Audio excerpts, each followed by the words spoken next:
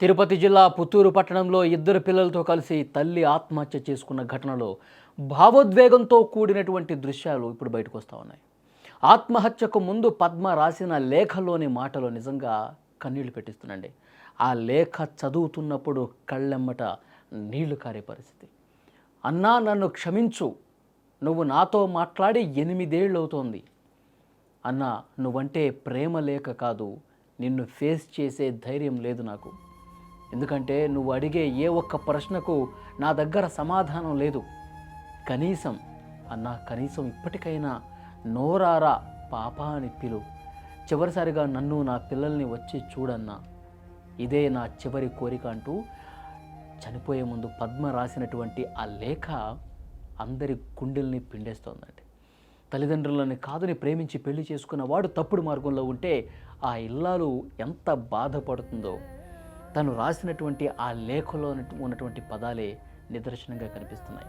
ఆ ఇల్లాలు పడే బాధకి నిదర్శనమే పద్మ జీవిత గాథ. నిజంగా అక్కడ చుట్టుపక్కల ఉన్నవాళ్ళు, పద్మ కుటుంబ సభ్యులు, వాళ్ళ తల్లిదండ్రులు, ఇంకా తెలిసిన వాళ్ళందరూ కూడా వాళ్ళు చాలా అంటే చాలా రోధిస్తూ ఉన్నారు, బాధపడుతూ ఉన్నారు. పద్మ తను ఇంట్లోనే పిల్లలకి ఉరేసింది, తాను కూడా ఉరిపోసుకొని చనిపోయింది. చాలా బాధపడుతూ ఉన్నారు వారికి తెలిసిన వాళ్ళంతా కూడా. చనిపోయే ముందు ఒక లెటర్ రాసింది. అంటే కట్టుకున్నవాడు, ప్రేమించి పెళ్లి చేసుకున్నారు వీళ్ళు. కట్టుకున్నవాడు పూర్తిగా తన బాధ్యతల్ని విస్మరించి గాలికి తిరుగుతూ, ఒక జులాయిలాగా తిరుగుతూ, ఏమాత్రం భార్యని పిల్లల్ని పట్టించుకోకుండా, ఏ ఉద్యోగం లేకుండా, డబ్బులు సంపాదించకుండా, ఇంట్లో ఖర్చులకి ఇవ్వకుండా చాలా అంటే చాలా నరకం చూశానన్నా. ఎందుకు ప్రేమించి పెళ్లి చేసుకున్నానా అని చాలా బాధపడుతున్నాను.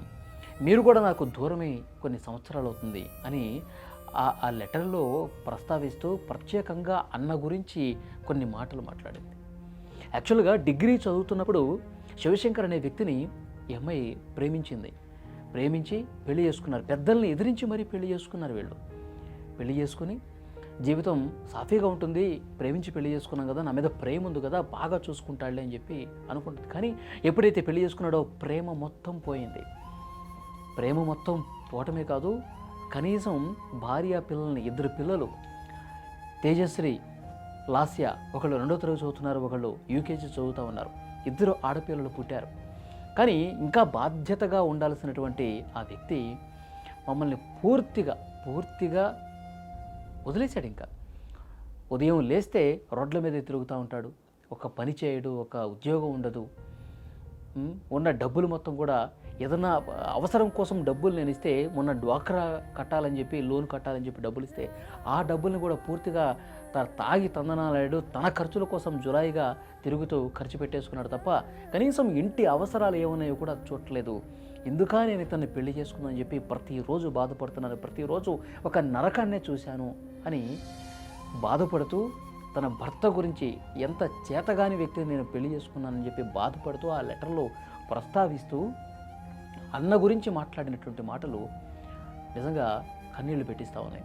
అన్న, 8 సంవత్సరాలు అవుతుంది నీతో మాట్లాడి. ఎందుకంటే పెద్దలను ఎదిరించి పెళ్లి చేసుకుంది కదా, వీడేదో బాగా చూసుకుంటాడు, నాకు మంచి జీవితం ఇస్తాడని చెప్పి తల్లిదండ్రులని, అన్నని, అందరిని ఎదిరించి పెళ్లి చేసుకుంది కదా.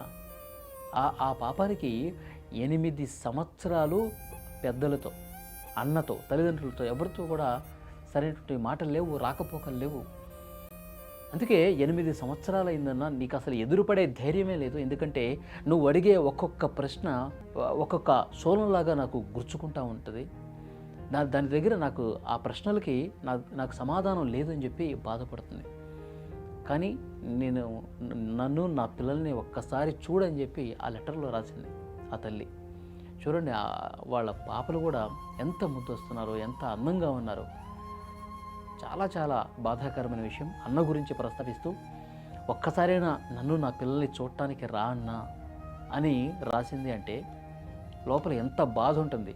తన తల్లిదండ్రుల మీద, తన తోబుట్టువు మీద, అన్న మీద ఎంత ప్రేమ ఉందనేది కూడా ఇక్కడ క్లియర్గా అర్థమవుతుంది.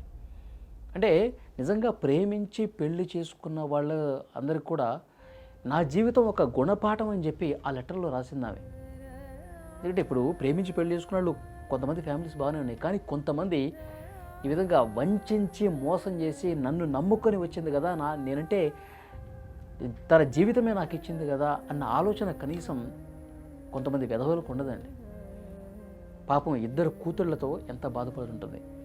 ఏమే చనిపోవటానికి ముందు ఏం జరిగిందంటే, ఇద్దరు పిల్లలు కూడా స్థానికంగా ఒక ప్రైవేట్ పాఠశాలలో 2వ తరగతి యూకేజీ చదువుతున్నారు కదా పాపలు ఇద్దరు. 2:30 అయింది మధ్యాహ్నం. పిల్లల్ని ఇంటికి తీసుకెళ్లాలని చెప్పి ఆ తండ్రికి ఫోన్ చేశారు. ఆ పాపల తండ్రికి స్కూల్ టీచర్లు ఫోన్ చేశారు, స్కూల్ అయిపోయింది, తీసుకెళ్ళండి, ఇంటికి తీసుకెళ్ళండి పిల్లల్ని అని చెప్పేసి అన్నారు. అంటే నేను బయట ఉన్నాను, నేను రాలేను అని చెప్పి ఎవరికో అక్కడ ఊళ్ళో ఉంటారు కదా వాళ్ళకి చెప్పి పిల్లల్ని పంపించాడు. సో ఈమె గాబరాగా ఎదురుగా వెళ్ళింది. పాపం పిల్లలు ఎట్లా వస్తారని చెప్పి ఎదురుగా వస్తే అప్పుడు మధ్యలో ఆ వ్యక్తి కలిసి నాకు ఫోన్ చేశాడమ్మా, నన్ను తీసుకురమ్మన్నాడు అని చెప్పి చెప్తే అప్పుడు ఆ పిల్లలు ఆ తల్లికి అప్పగించారు.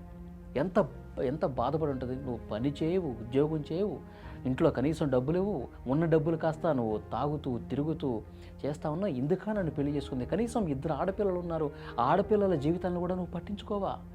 ఆ ఆడపిల్లల భవిష్యత్తు, ఇంకా ఆడపిల్లలు అంటే ఇంకా నీకు బాధ్యత ఇంకా పెరగాల, ఒక తండ్రిగా నీ బాధ్యతను నిర్వర్తించాలా, ఇలాంటి వ్యక్తిని చేసుకున్నందుకు అని మదన పడిపోతూ బాధపడిపోతూ అలాగే ఇంటికొచ్చి అసలు ఏ తల్లి తీసుకోలేనటువంటి నిర్ణయం తీసుకుంది పాపం. ముందుగా 2 పాపలు కూడా తాను కూడా హాల్కి వెళ్ళిపోయి ఆ పిల్లలు చనిపోయాక ఈమె కూడా బలవన మరణం చేసుకుంది, హాల్లోనే పోయింది.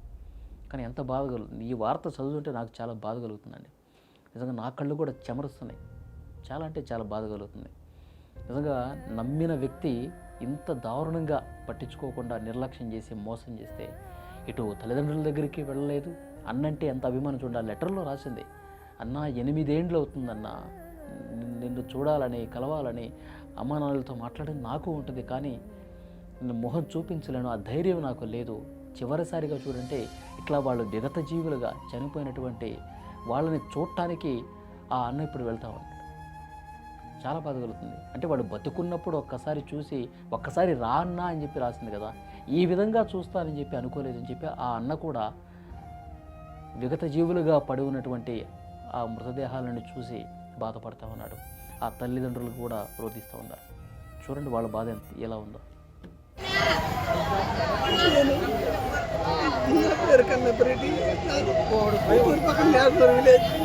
నేను ఈరోజు కూతుర్ని పోగొట్టుకున్నటువంటి అభాగ్యపు తండ్రిని. ఈ ప్రేమ, ఈ పెళ్ళిళ్ళు, ఈ పిల్లకాయలు తెలియని వయసులో చేసి తప్పుడు పొరపాట్ల వల్ల ఎన్నో కుటుంబాలు కూలిపోతున్నాయి. ఎంతో తల్లిదండ్రులు వాళ్ళ కుటుంబం మొత్తం శోక సముద్రంలో మునిగిపోతూ ఉంటారు.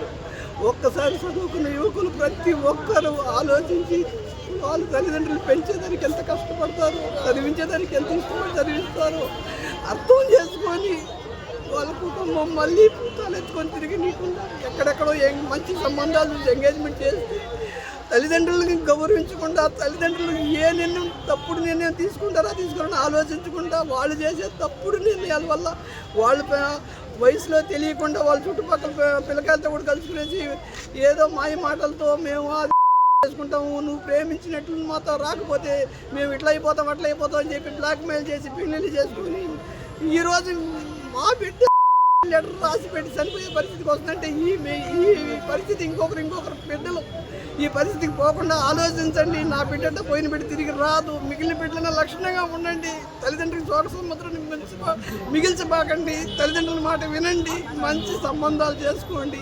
వాళ్ళు సాగేదానికి ఎంతో కష్టపడి ఉంటారు, ఇష్టంగా సాగుతారు. కానీ ఈరోజు పోగొట్టుకునేటప్పుడు ఆ ఆవేదన ఏ తల్లిదండ్రులకి మిగిలించబాకండి. ఇది దయచేసి నా బిడ్డ మన్నించాలని రాసింది, నేను ఇప్పుడు ఏం మన్నించగలను, ఆమె చనిపోయినప్పుడు నేనేం మన్నిస్తాను చెప్పండి. వాళ్ళు పెళ్లి చేసుకున్నప్పుడే మన్నించేసినాము, వాళ్ళ ఇంటికి పోతా వస్తూ ఉన్నాను, ఆ బిడ్డలకి ఏం కావాలో చేస్తూ ఉన్నాను. కాకపోతే వాళ్ళు మొత్తం మనసు విప్పం అంతా చెప్పుకోలేని పరిస్థితుల్లో ఈరోజు చనిపోయిందంటే వాళ్ళు మాటలు బాగుంటాయి. కొంతకాలం తర్వాత మోజు తిరిగిపోయిన తర్వాత రకరకాలుగా అమ్మాయిలు అయితేనే అబ్బాయిలు అయితే కొత్తలో ఒక రకంగా నడుచుకుంటారు, కొంతకాలం మోజు తిరిగిపోయిన తర్వాత రకరకాలుగా మారిపోతారు. ఇది అబ్బాయే కావచ్చు అమ్మాయే కావచ్చు, దయచేసి అందరూ అర్థం చేసుకోండి.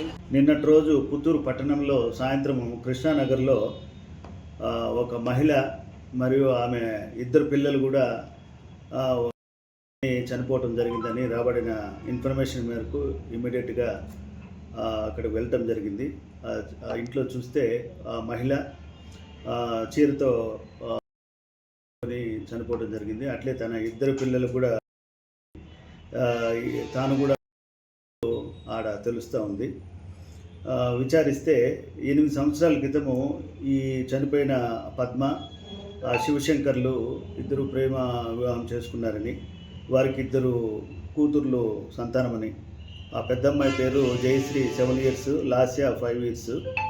అయితే ఆమె భర్త శివశంకర్ ఏమీ పని చేయకుండా చెడు వ్యసనాలకు అలవాటు పడి కుటుంబ పోషణకి వాళ్ళకేమీ డబ్బులు ఇవ్వకుండా ఎక్కువ అప్పులు చేసి తిరుగుతూ ఉండేవాడని, ఏం బాధ్యతలు తీసుకోకుండా ఉండేవాడని, ఎప్పుడైనా కుటుంబ పోషణకు డబ్బులు అడిగినప్పుడు కూడా విసుక్కునేవాడని, ఆ విధంగా ఉన్నప్పుడు ఆవిడ ఇంకా భవిష్యత్తులో ఈ విధంగా నేను ప్రయాణించడం భర్తతో సరిగా లేదని చెప్పేసి చనిపోవాలని నిర్ణయం చేసుకొని తన ఇద్దరు పిల్లల్ని కూడా స్కూల్ నుంచి నిన్న ఈవినింగ్ 4 o'clockకి తీసుకొని వచ్చి ఇంట్లో వాళ్ళు తను కూడా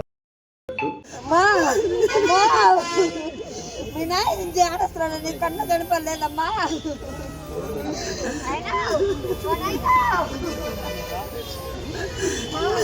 మనకి ఏం వద్దు, బిడ్డుంటే చాలు నాకు. నేను మాట్లాడమ్మా, నా మొగుడమ్మా.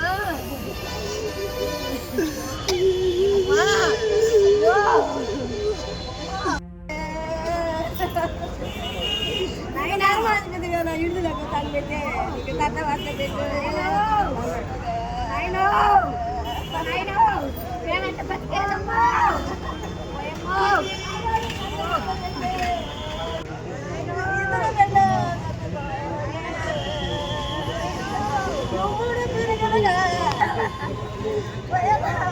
నా బిడ్డ చదివిస్తే